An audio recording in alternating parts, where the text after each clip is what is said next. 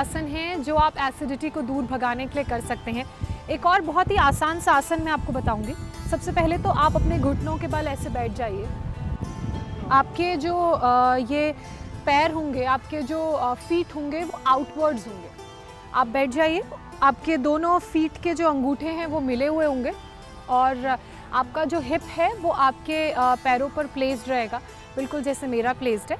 और आप नॉर्मली ऐसे बैठ के ब्रीद इन ब्रीद आउट कर सकते हैं। तो ये हो गया वज्रासन। इस आसन को करने के फ़ायदे ये हैं कि जब आप वज्रासन की अवस्था में बैठे होते हैं तो आपके हिप से प्रेशर आपकी इंटेस्टाइन पे जाता है और जो ब्लड का फ्लो है वो इंक्रीज़ होता है और फ्लो इंक्रीज़ होने से आपके डाइजेशन का प्रोसेस फास्ट होता है। तो ये सारा सिग्नल है जो आपकी बॉडी आपके ब्रेन को भेजती है और सिग्नल पे ही हमारा पूरा शरीर काम करता है। जब सिग्नल्स भेजे जाते हैं तो हमारी बॉडी को पता चलता है कि कहाँ काम तेज़ी से करना है, कहाँ काम को स्लो करना है। और आसन बहुत अच्छा तरीका है आपके ब्रेन से आपकी बॉडी को सिग्नल भेजने का। तो ये वज्रासन में आप ऐसे बैठ सकते हैं। फ्लेक्सिबिलिटी इस आसन में रिक्वायर्ड होती है। देखने में आसान बहुत आसान लगता है, लेकिन कुछ लोग अपने घुटने नहीं मोड़ पाते हैं, जिनको घुटनों में प्रॉब्लम होती है। तो धीरे धीरे वो लोग ये आसन धीरे धीरे करें और अगर उनसे ये आसन नहीं हो रहा है तो वो ज़्यादा प्रेशर या ज़्यादा फोर्स अपनी बॉडी पे ना डालें।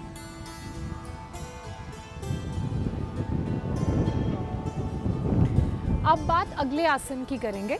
ऐसे आपने वज्रासन में ही बैठना है जैसे मैं वज्रासन में बैठी हुई हूँ, और उसके बाद आपके हाथों की जो मूवमेंट रहेगी वो मैं आपको बता देती हूँ।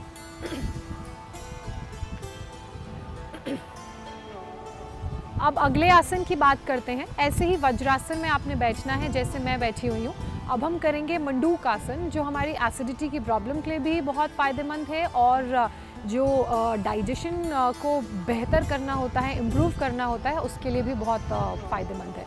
तो मंडूक आसन में बैठने के बाद आपके अब हैंड्स की प्लेसमेंट कैसे होगी? जो आपके अंगूठे हैं वो अंदर की तरफ होंगे और चारों उंगलियां ऐसे आपके अंगूठों को रोल करते हुए फिस्ट बनाएंगी। जब ये फिस्ट बन जाएगा तो आपने ऐसे अपने थम्स को अपनी नेवल, जो आपके यहाँ नेवल का सेंटर है, उसके अगल बगल अपने दोनों हाथों को ऐसे प्लेस करना है, बिल्कुल वैसे जैसे मैंने प्लेस किया है।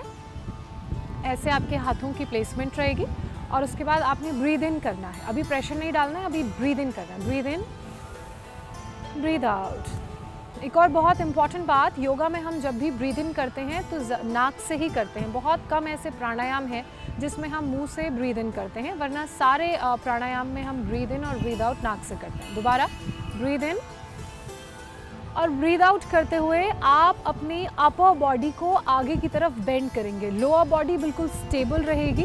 वज्रासन में अपर बॉडी आपकी ऐसे नीचे की तरफ बेंड होगी और जब आपकी अपर बॉडी नीचे की तरफ बेंड होगी तो जो आपके शोल्डर्स की प्लेसमेंट है वो बिल्कुल स्ट्रेट रहेगी। हैंड्स की प्लेसमेंट ऐसे बिल्कुल स्ट्रेट रहेगी और जो प्रेशर है आपके फिस्ट का वो आपकी नेवल पे जाएगा और नेवल से अंदर पेट पे जाएगा। ब्रीद आउट करते हुए आपने ऐसे नीचे बेंड होना। ये है मंडूक आसन। ये डाइजेशन के लिए बहुत अच्छा है। लिवर किडनी की अगर प्रॉब्लम आपको है उसके लिए बहुत अच्छा आसन है।